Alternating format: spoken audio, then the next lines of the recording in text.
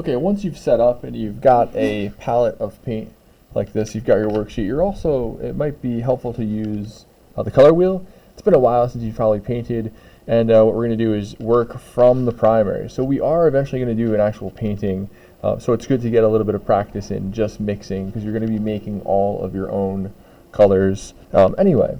So we're going to start with the primaries. We're going to work into secondaries, and I'm going to show you how to create a tint or a shade. You may already know, but I'm going to show you how to do that. So the first thing you're going to do is take your paper, write your name on it here. This is eventually going to go on the drying rack.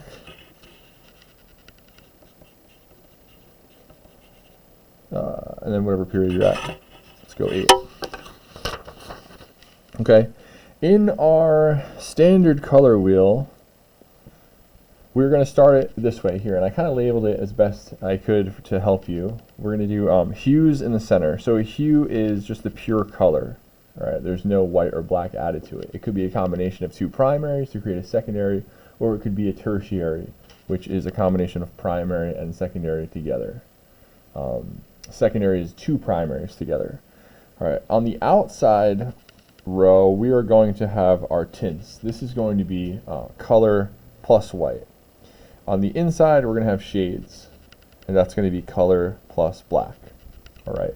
So the first thing you would do is start with a color. Now, you can just kind of go from here, or you can, do your own order. It's up to you. I'm going to start with just a primary, just to show you simply how to start. So in the center here is the hues. I'm going to start with red. So obviously your red is not mixed with anything. It is a primary color. So I'm going to carefully fill in my red section, like that. And then a trick for painting is you take some of the color and you put it in another little cup. Same here. Okay. Now what I'm going to do is I'm going to clean my brush and then do the tint. So the tint, I've got red here. I'm going to add some white, and that's going to create pink. So you'll see that the colors will alter, they'll lighten up. You'll get like a nice pastel for the tints. Okay. And what we want to do is we want to keep our tints shades separate. If you mix a black and a white together, you get gray, but that's also called a tone. So we're not really going to be doing a tonal scale just for practice. We're going to do tints and shades. Okay, so now I've got my other little red here. I'm going to add a little black. Black is very intense, so you only need a small amount, because you still kind of want to see the color coming through. This is almost like a maroon or a burgundy. Okay, and then my shades are going to go on the inside here. And again, this is just practice. So just try to stay in your little spaces and have your colors mixed in your palette, not on your paper. Okay, so I have red. I'm going to continue to go around here. Maybe go to red-orange, okay, and continue around.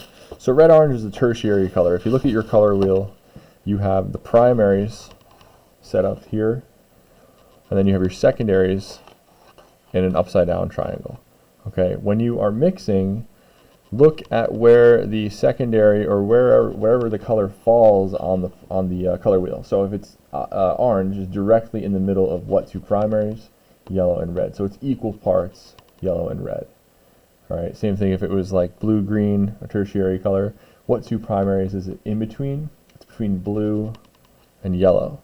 Okay, but it's closer to blue, so it's actually 2 to 1 blue yellow. So more blue dominance than yellow. Okay, so continuing on with this tertiary color, red-orange, I am going to mix first my hue, and you're just going to keep continuing this as you go along. So I'm going to start with red, so it's red dominant, so that's where it's closer to.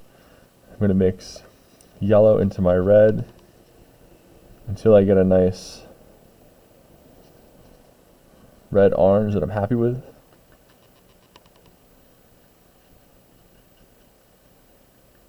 Okay, little red-orange, we'll put some here. And this is a smaller palette, so you don't really need much. Okay, so I mix this, and now I got 3 spots for it. That's why I don't have to keep mixing this color over and over. So I've got red orange in my hue, which is the center.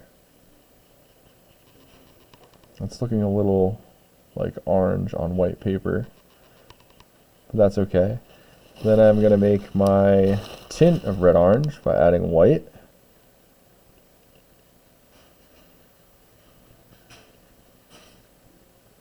Okay, fill that in up here.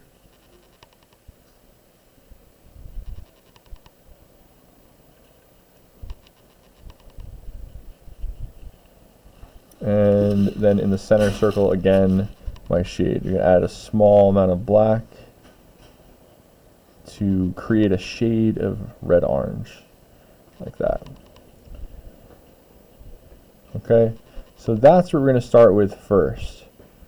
Inside shades, center is pure hue, outside is tints. Okay, now to make your life easier, mix it first and then add the white and the black for the shade and the tints afterwards, and then you don't have to keep mixing that color over and over. Okay, so you have the period to work on this top part here, and then we'll talk a little bit more about complementary colors, cool colors, analogous colors, monochromatic scheme. Okay, so this is a whole painting practice prior to creating an actual painting, so that you can set up a palette of your own and paint in your own colors. Okay, when you guys are done, the same thing we're going to do is 1, 2, 3, 4, 5, 6, each table about 5 minutes to the end of the period. We're going to go in and wash out your palettes. All right, good luck, guys.